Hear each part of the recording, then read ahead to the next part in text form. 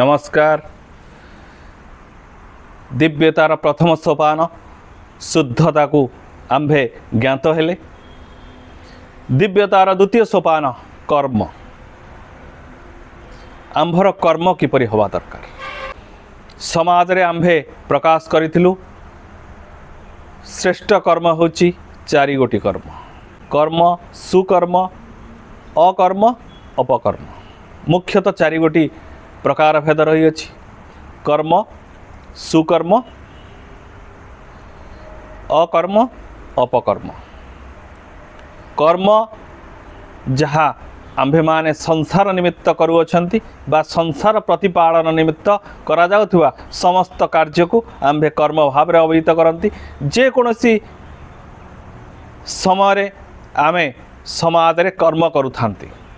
तेणु कर्म बिना ए समाज रे शरीर चलनक्षम हो पारिब नाही। तेणु समाज रे आमे जो कर्म मान करिथांती ताहा प्रथम सोपान भाव रे कर्म अभिहित करा जाय था।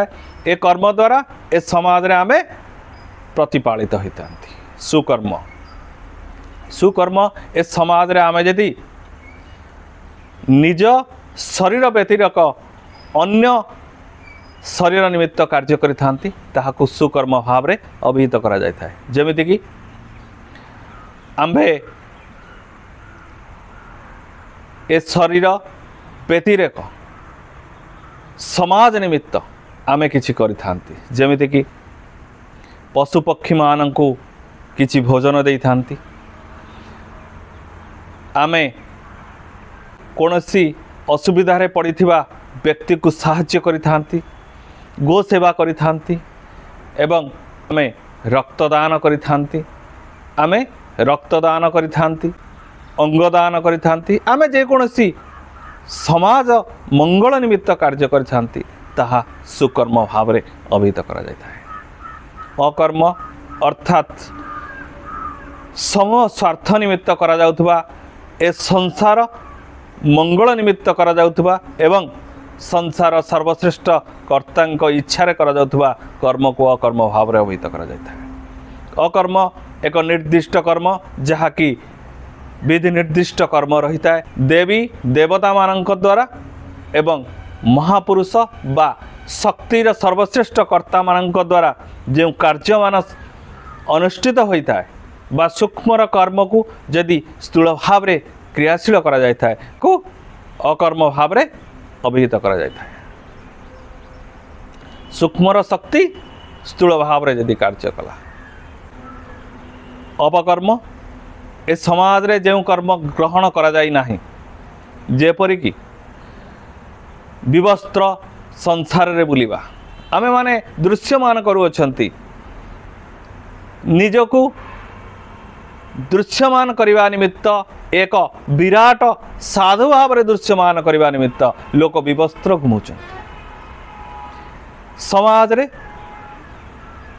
आमे शो करिवा निमित्त एक दृष्टि आकर्षण करने निमित्त आमे वस्त्र को कम कर सारी जहाँकि केवे ग्रहण नुह।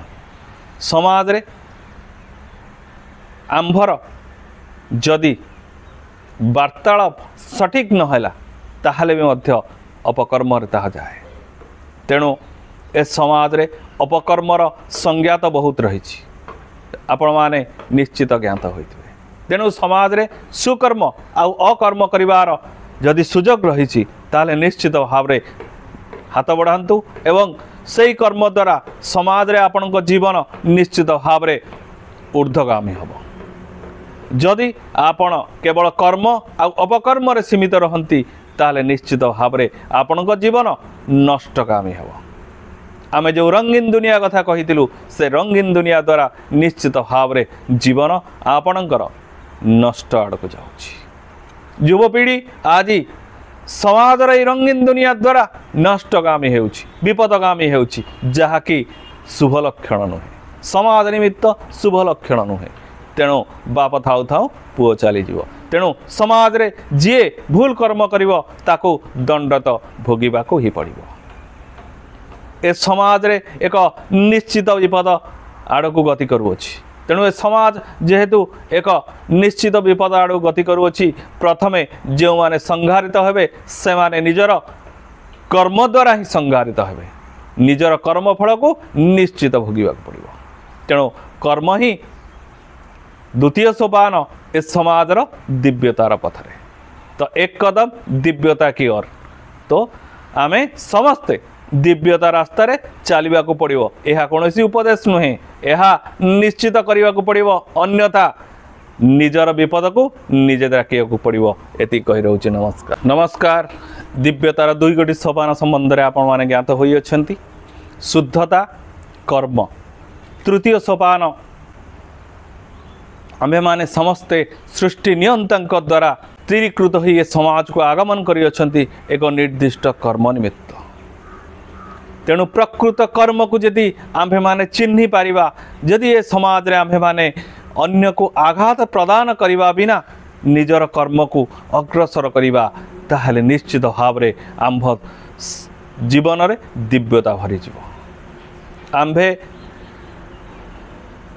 समाज रे आगमन करिथिबा सूक्ष्म सत्ता माननकु बा जो माने समाज रे आगमन करी अछंती जे कोनोसी जुग रे आगमन करी अछंती से मानको आमे सम्मान प्रदर्शन करिबा महापुरुष माननको सम्मान प्रदर्शन करिबा एवं ए समाज रे जो माने भी आमर गुरुजन रहिचंती जो माने भी ए समाज रे गुरु भाव रे रहिचंती समस्त को आमे सम्मान प्रदर्शन करिबा एहा द्वारा दिव्यता निश्चित भाव रे आम जीवन रे गढ़ी उठिबो तेणु ए समाज रे आमे भल पाइबा शिखिबा दरकार एवं संसार रे समस्त को समान भाव रे दृश्यमान करिबा दरकार आम्भे कि धनी कि गरीब कि उच्च कि नीच जाति भेद एवं धर्म भावनारू ऊर्ध्व को उठी ए समाज रे एक दिव्यतार स्थिति उत्पन्न करिवार रही अछि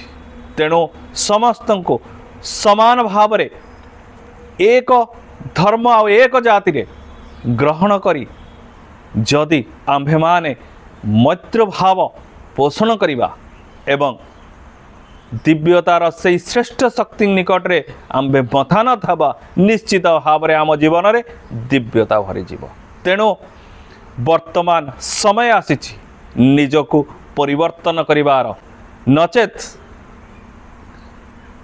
पूर्वे बुड़बू पश्चिमे उठिबू लीला आरंभ हो सारी एवं उत्तरे उठिबू दक्षिणे गाजिबू लीला वर्तमान अग्रसर तेणु एक निश्चित लीलारू बा निश्चित ध्वंस लीलारू निजको बंचेबार प्रयत्न आरंभ करंतु ज्ञान बा प्रवचन आम्भे प्रदान करूना केवल सत्य वाक्य आपण निकट रे सावधान करने निमित्ते प्रकाश करियछु वर्तमान रंगीन दुनिया को त्याग करी समय आसीची दिव्यतार रास्ता रे निजको अग्रसर करिवार नथवा समाज तो थिबो दुनिया तो थिबो पृथ्वी तो थिबो किंतु देखिबा पई आमे माने नथिबा एति कहि रहउची। नमस्कार।